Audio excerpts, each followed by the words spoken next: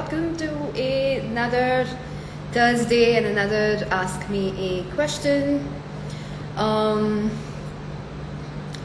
So, every Thursday I pick one of the questions asked by y'all that either y'all send through the link or sometimes I'm just having conversations with people and it comes up.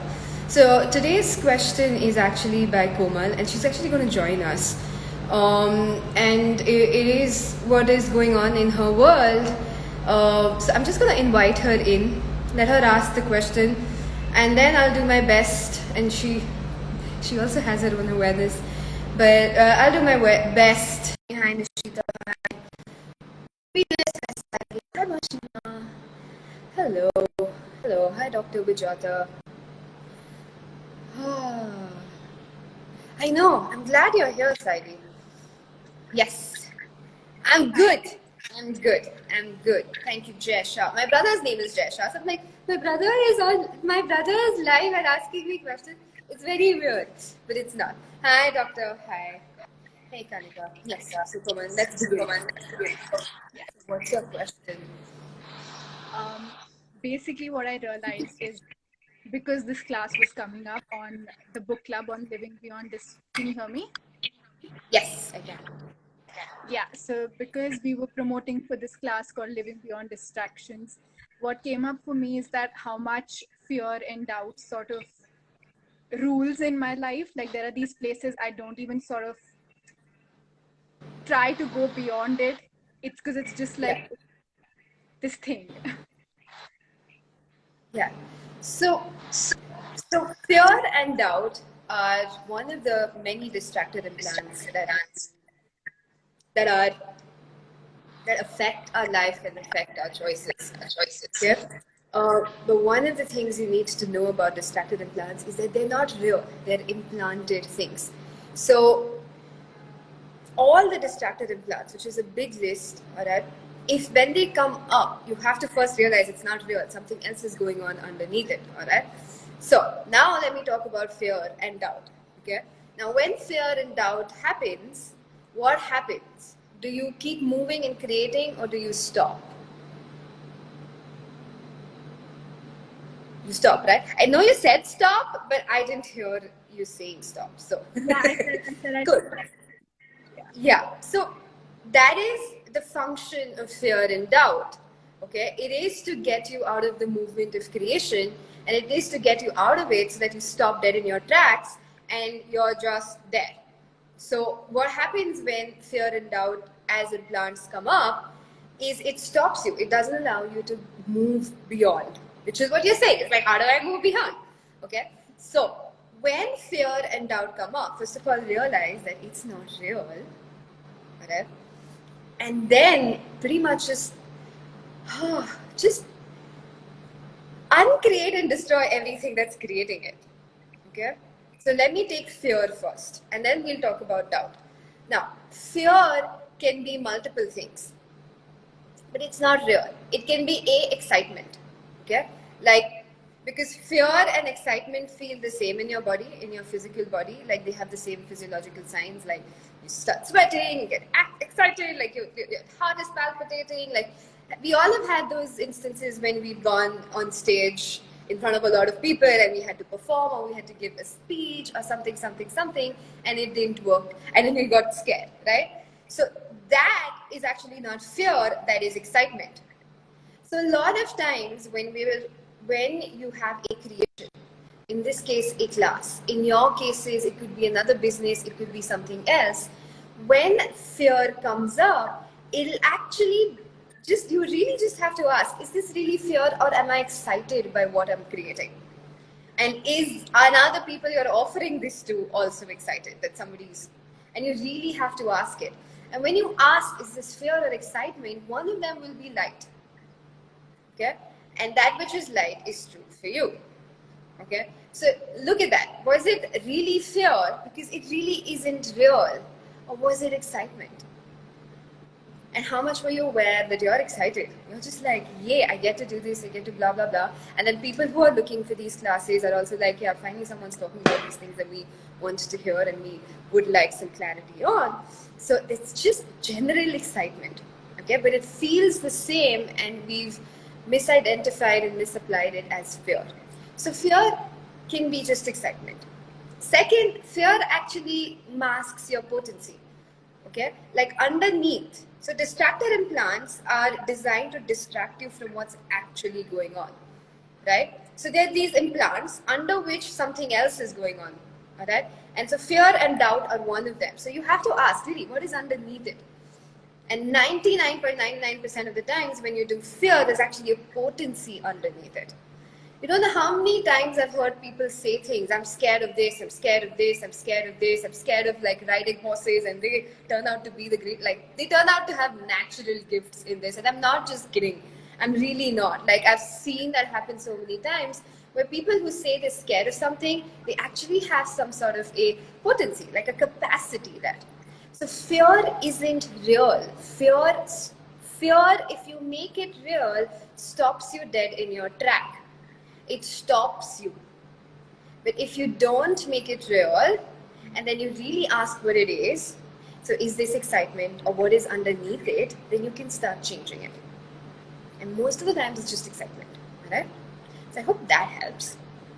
And guys, if you have any other questions around this, please ask, okay? So that it becomes more relevant to you. Now, doubt. What happens when you do doubt? Again, the same thing. Do you move or do you stop? Like, do you keep moving through your creations and your life, or do you stop? Yeah. So that's the other thing. Its job is to distract you. Like doubt is one of the distractor implants. Its job is to distract you. So when doubt comes in, it stops you. It doesn't allow you to move forward. Head tripping with doubt. Yeah, exactly. Doubt comes and then you start thinking about it and you go crazy in your head and you're just like, am I doing this right? Am I doing this wrong? And you're just wasting time. You've slowed everything down. You're thinking instead of just taking an action. So again, when doubt comes up, you need to know it's not real. It's a distractor implant. Okay, it's an implanted point of view. By implants, we mean it's something that has been implanted as a point of view. Like doubt doesn't exist in nature. Have you ever seen nature doing doubt? Like, does a tree doubt itself while growing? Like, oh my God, I don't think I can grow. I don't think I have the right things to grow. It'll keep moving to find whatever nutrients it requires, to find the water. It'll keep moving. It'll keep moving to see where it can grow adequately. It'll go through crisis. It doesn't stop. It doesn't doubt. It doesn't doubt its ability to grow. All right. So it's not real. I hope you guys get this. It's not real. Okay. Anything that doesn't exist in nature is not real. And so doubt isn't real. So first thing what you do when it comes up is realize, wait, hold on, this is not real. So everything that is creating this, like everything, anything and everything that's creating this is one of the ways that you can deal with it. And now I'm creating and destroying it all. Mockingbird. Right, wrong, good, bad, backward, all nine shots, boys and beyonds. This is the gobbledygook sentence called the clearing statement from Access, which is designed to just clear all the energy that comes up that you don't require anymore. All right, please see the website www.theclearingstatement.com for more details. All right, so that's one thing. But the second thing is, once you realize that it is doubt, you just have to, even if you just get this is not real and you just keep moving, just go 2 steps beyond it. Go 2 steps beyond your fear and doubt. Don't keep using that as an excuse to get stuck. Then it will move, it will change. At some point, you'll start trusting your awareness and you'll start trusting you. And doubt will not be such a, it won't have such a strong hold on your actions. Okay? You will give yourself freedom to move through the world. You will give yourself freedom to go wrong, and it's fine. And you'll keep you're like, oh, okay, that choice didn't work. What else is possible? So what you have to realize with fear and doubt is, again, they are distractor implants. Okay, I've been speaking about the distractor implants in the last few lives in different places. That's because, of course, we've got a class coming up.